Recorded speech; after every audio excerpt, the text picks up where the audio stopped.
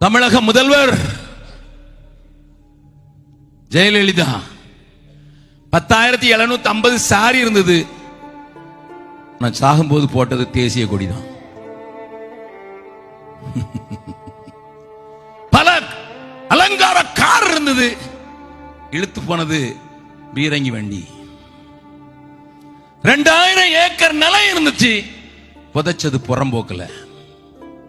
Apple நிறுவனத்தினுடைய founder, கோ-ஃபவுண்டர் Steve இந்த cancer வியாதியினால மரணத்தை நெருங்கும் போது அவர் ஒரு வாசகத்தை உலகம் முழுவதும் தெரியணும்னு சொன்னாரு. எனக்கு புகழ் இருந்தது, கோடிக்கணக்கான பணம் இருந்தது. His assets were 14 billion. ஒரு பில்லியனுக்கு 64,000 கோடி. Listen sir, he is from an ordinary family, thrown away boy. ஸ்டீவுடைய கதை உங்களுக்கு சொன்னா நீங்க அழுதுருவீங்க. வேண்டான்னு ஒதுக்கி தூர போட்ட பிள்ளை, இதுக்கு ஒண்ணும் வராதுன்னு சொன்னாங்க. ஆனா ஸ்டீவ் ஆப்பிள் நிறுவனத்தை நிறுவும் போது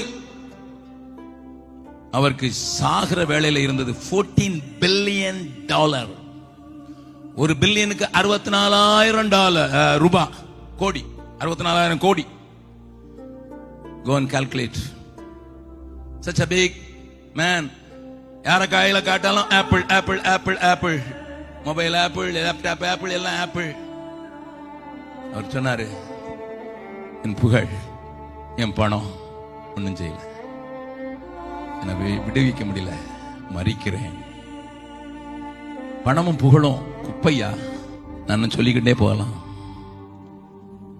அதனாலதான் பரலோகத்தை பார்த்தவன் சொல்லுவான், இது குப்பை, அங்க பொற்தள வீதியில நான் உலாவ போகிறேன், பொன் போட்ட வீதியில நான் உலாவ போகிறேன் ஐயா, பொன் போட்ட வீதியில விளாக போறேன். நான் அடிக்கடி சொல்வேன், 2 கிராம் கிடந்தனா ஓட்டை இல்லாத இடத்துல ஓட்டை போட்டு மாட்டிக்கிற ஆட்கள் நம்ம. நம்ம வேலை பார்த்தாச்சு, என்ன இதெல்லாம் சி குப்பை. என் கூட பீகாருக்கு வாங்க. விஜயகாந்த் ஒரு பிராமண குடும்பத்திலிருந்து பிறந்த ஒரு டாக்டர். அவர்கிட்ட கேட்டு பாருங்க, அவங்க அப்பா பெரிய பணக்காரர், ஆந்திரால பல ஏக்கர் நிலம் வச்சிருக்கிறாரு, பெரிய பணக்காரர். விஜயகாந்துக்கு இயேசுவை பிடிக்காது, RSSல தீவிரவாதி. ஆனா மெடிக்கல் எப்படியோ படிச்சுட்டு கிறிஸ்தவர்கள் ஆஸ்பத்திரி நடத்துறாங்க, அவங்களுக்குள்ள போய் கலாட்டா பண்ணணும் தான் கிறிஸ்தவ ஆஸ்பத்திரியில் சேர்ந்தாரு. பீகார்ல இருக்க ரக்ஸால்ங்கிற ஒரு ஆஸ்பத்திரிக்கு வந்து சேர்ந்தாரு. டாக்டருங்களை பார்த்தாரு, இந்த ஆளுங்க விசேஷமா இருக்காங்களே. அப்ப அந்த இன்னொரு டாக்டர் போய் கேட்டாரு, நீங்க என்ன விசேஷமா இருக்கீங்க, ரொம்ப சந்தோஷமா இருக்கீங்களா? அவங்க சொன்னாங்க, தினந்தோறும் இயேசுவிட்ட நாங்க ஆண்டவர்கிட்ட பேசுறோம். ஆண்டவர்கிட்ட பேசுறீங்களா?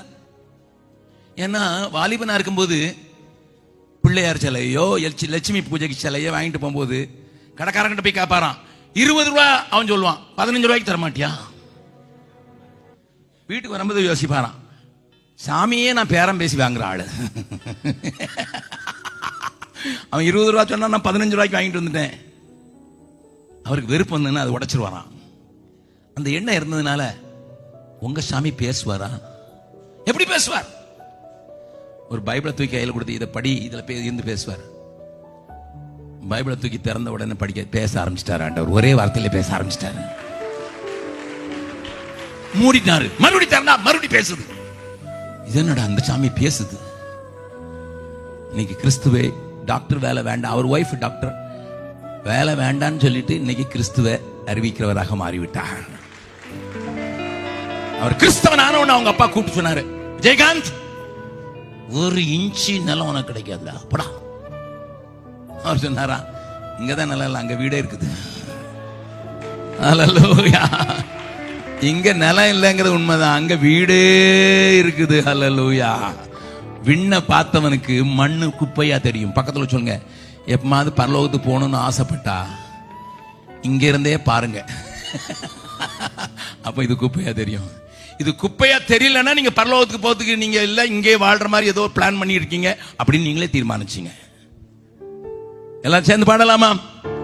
விண்ணை விட்டு என் கண்ணை அகற்றிடே, விண்ணை விட்டு என்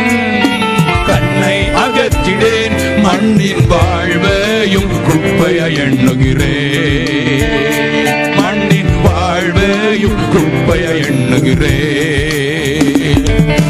பெண்ணின் வார்த்தைக்கு என்னை தருகிறேன், உண்மை உள்ளவன் என்று அழைப்பீ.